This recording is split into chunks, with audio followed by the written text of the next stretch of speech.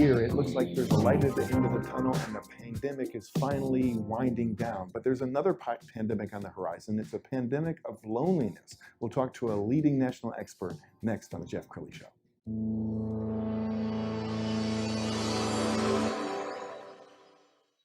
Many are predicting that the worst is yet to come, which is unfortunate, said one person here. Until now, they've enjoyed the reputation of being the nation's icebox. Watched a burglar in his home this morning by webcam. As a journalist of over 25 years, stories are what make my world turn. Reporting live from the Dallas newsroom tonight, Jeff Crilley, Fox 4 News. But in 2008, I took the jump from my familiar life and started a PR firm from my home. We're talking about anyone with a camcorder like the one I'm using becomes a television network. We started slowly growing the company, and we now have over 100 clients, and we've branched into the world of live digital broadcasting. I now own 8 different TV studios and have a huge team, and the stories that I now get to share are sometimes the most important of my life. Life has a funny way of coming around full circle. This is The Jeff Crilley Show. Well, anyone who knows me knows I'm an eternal optimist. I'm not just that glass half full guy. I'm the guy who believes you can get a bigger glass and a bigger pitcher and just fill up your glass anytime you want. But at the beginning of the pandemic, our offices got shut down and I had to stay away from people. I was in my home, and I remember for the first time in my adult life feeling bouts of loneliness and depression. And my wife said, "You're not yourself, you're in a funk." And I realized, man, if that happens to a guy like me who is always the sun is shining, imagine what happens to somebody who's already suffering issues of depression. To talk about that now, a leading national expert, Dr. Sharon Livingston, also my friend. Thank you for coming on my show, Dr. Sharon. Jeff, I'm delighted, and thank you for having me. Yeah, this pandemic of loneliness actually has been going on for a long time. We are communal species. We need to be with other people. And for whatever reason that we are separated from others, which has obviously been exacerbated during COVID, it makes people very uncomfortable. They become stressed, they become anxious, they become depressed. And it's a normal thing. The first thing to do when you do feel that kind of loneliness and anxiety and depression around it is to avoid blaming yourself. One of the things that happens is we decide, I must have done something wrong. It's my fault. It's my fault I'm alone. It's my fault that I'm here with my wife and I still feel lonely. What's wrong with me? I shouldn't feel that. So the first thing to do is to avoid blaming yourself for it, because that kind of feeling is one that is normal, and that just like any other pain reaction that we get, it's one which tells us something is wrong. We need to do something about it for our survival and for our ability to thrive in the world. Does that make sense? It does, and frankly, I'm kind of worried about our society, and especially our kids. Will we all suffer some version of PTSD in the coming years because we were all traumatized by this year where we're all forced to wear masks and separate and not even hug, grandma? Oh my gosh. There is research that suggests that everybody needs 8 hugs a day. And so some people think hugs is kind of, a little bit too touchy-feely, silly sounding, but the reality is we need to have that physical contact. It does something really important to our whole nervous system to make us feel whole, to make us feel able, to make us feel excited about life. And when we don't have that kind of touch, we kind of get depressed and we move away. That's one of the reasons why having pets is so important. If you don't have some key people in your life, you need that touch. And yes, PTSD is a really good way of thinking about it, because I think we've all been traumatized by this, and that kind of stays in our memory system, and anything that reminds us of it will create anxiety, and that can also lead to depression. So they're very related in that way. I think you probably know this, Jeff, because so getting to know you over the last few years, I know you know a lot. Anxiety is a learned response. And what happens is that we have a fear response to an imminent danger. But we learn from that. And the smarter you are, the more likely you are to feel anxiety because you see the clues and the signals of something that could be dangerous. And so that creates the same kind of feeling. It's an expectation, whether it's true or not, that there is a threat that's going to hurt us. And so we start feeling the same kind of fear we would feel if there was an actual danger right in front of us. And the more you have those kinds of reactions, the more that you have those kinds of experiences, the more likely you are to feel anxious or you are to turn it. Depression is anger turned inwards. And that's why it's so important to avoid blaming yourself. Well, Because, go ahead. Sharon, you're a very gifted public speaker. In fact, you did a TED Talk a couple years ago that went viral. I want to play just a clip from that. It's really funny to be introduced as a fun, intense, but fun with this topic is kind of fun. So I want to start out by telling you a story. So Joe is walking down the street one morning, and all of a sudden, crash! Glass is raining down on him. Ouch! Blood. Oh my God. He compresses it, and he rushes back home. And by the time he gets home, the blood is dry, and the pain in his head is subsiding, still a little bit there, but enough that he forgets it. I mean, he's tough, he forgets about it for 25 years. 25 years. And then he starts having these horrendous headaches and vertigo, and he's feeling horrible. And he can't walk. He has to go to the doctor. And so he goes to the doctor, and the doctor examines him, and he brings him back into his office, and he says, "So, Joe, when did it happen? When did what happen? When did you get shot?" He says, "Shot?" He says, "Joe, you have a bullet in your head." And believe it or not, there are many stories of people walking around with bullets in their head that they're not even aware of. And so he thinks about it, and he remembers that day with the glass raining down on him. He's like amazed. And the doctor does surgery to remove the bullet. And with any kind of healing process, there's inflammation and pain, but he gets over it. He has a little scar left, but wow, he's back to functioning. He's back in the world. And so why am I telling you about Joe? Because living in a toxic friendship is like taking a bullet to your head. Wow, so powerful. And to just extend that metaphor, we've all had glass raining down on our heads for the last year. So we probably have wounds that you just can't see. Talk more about loneliness. So what COVID has done is forced us into isolation.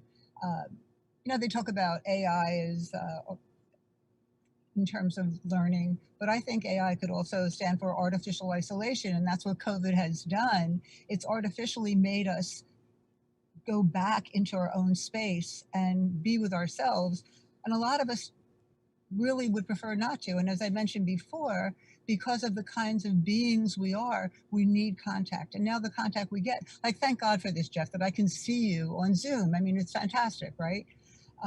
But on the other hand, I can't touch you. I can't feel the heat of your body. I can't feel your handshake. And that is so critical for people to feel good about themselves. And so we have all kinds of reactions: wearing the mask, not wearing the mask, keeping social distance. It feels unnatural and uncomfortable. When you walk out in the hallway in your apartment building, people might look at you weirdly, like, are you wearing a mask at all? Are you wearing the right mask? Are you dangerous? Are you going to hurt me? Should I report you?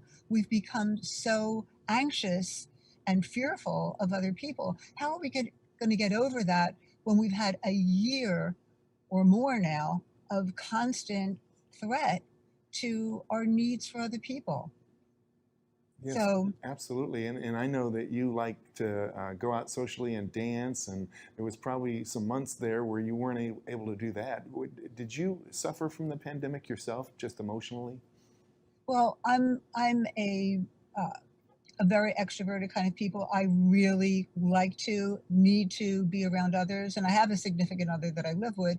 But, you know, he's upstairs in his office, I'm downstairs in mine, and we get together. But I'm used to being around lots of people all the time. And so it was kind of a strain. I had to get used to it. It was anxiety producing. And I had to learn how to take care of myself the way that I've asked others to take care of themselves. Yes.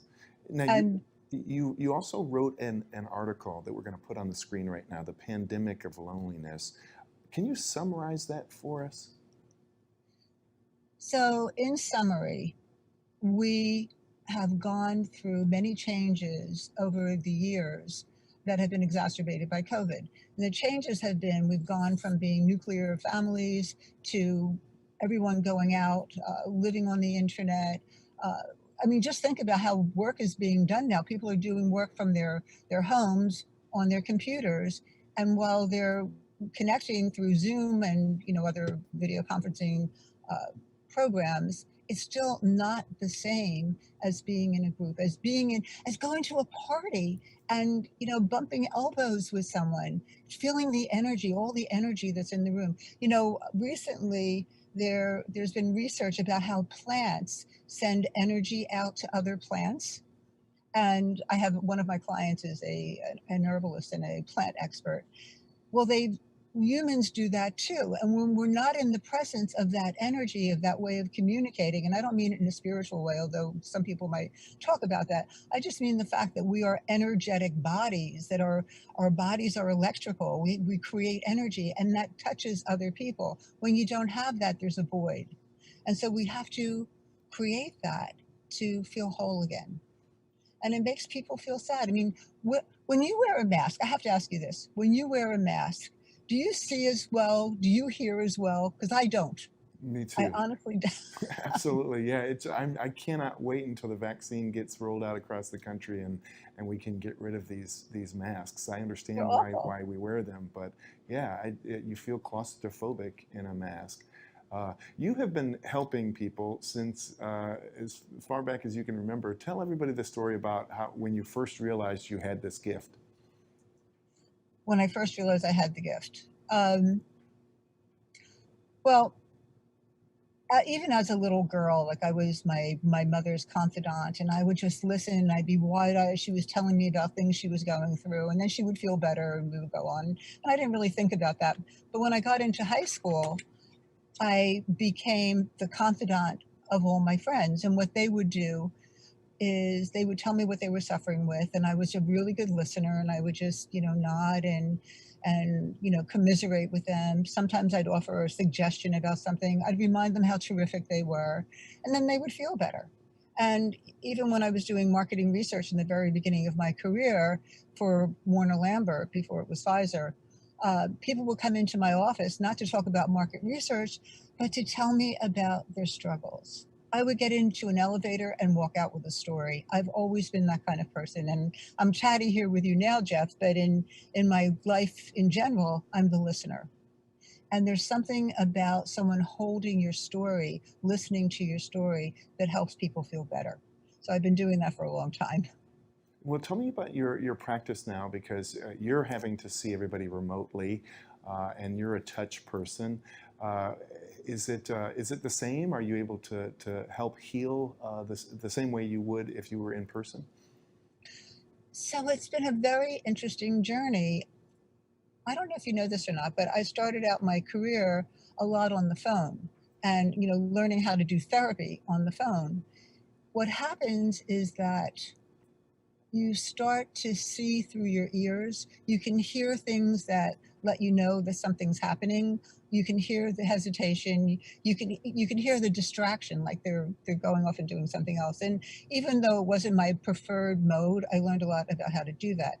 With Zoom, you can see people's expressions, and while it's not the same as being able to pat them on the back or hold their hand or be in the same room exactly, it's a blessing. It's a blessing that we've had that. I think it's saved many people's lives. Being able to get onto I'm calling it Zoom, which has become the generic now for video conferencing. But when you're able to be on a video with another person, with your family, people sharing Thanksgiving dinner at their desk with other people around the country, around the world, it helps us to feel more connected. And so while it's not quite the same as someone walking into my office, there is a connection that happens that makes it possible. So I run online groups on stress and anxiety and loneliness through Meetup. I put it on Meetup and have people come. And I do a lot of sessions by Zoom or on the phone. Sometimes one of the wonderful things one can do for depression and anxiety is to move. Movement is key because it burns off those stress hormones that make us uncomfortable. And so there are times when my client and I, when I'm doing a one-on-one, are walking together. So we'll be walking and talking, and that walking helps them to release some of those upsetting feelings and talk about them without as much anxiety or sadness around it. Well, you're a very kind person. I remember how you and I first met. I was feeling under the weather, and you instantly went into healer mode and taught me all about lysine. I still use it today. It's a powerful immunity supplement. But talk about your practice and how does somebody know when they need a Dr. Sharon in their life? I think that if you're feeling lonely, if you're feeling anxious, or you're feeling depressed in a way that stops you from performing what you need to perform in your everyday life, if you're crying a lot, if you can't get your things done, if you're having trouble in your relationships, why not talk to someone and get some support? We're meant to be with other people. We're meant to get support. And the most wonderful thing that I see in this, in my stress and anxiety groups, is that the people who come, and they come regularly, start helping other people, because when you're fed, you're able to feed others. It's like we learn how to support each other by being supported. There was a Beatles song that I heard a line in many years ago, and I don't remember what the real words are. The love you take is equal to the love you make. Yes. And I heard it, and it was like a huge aha to me. The love you make is equal to the love you take. You first have to be fed before you can feed others. That's my belief. Wow. Wow. This has been such a powerful interview.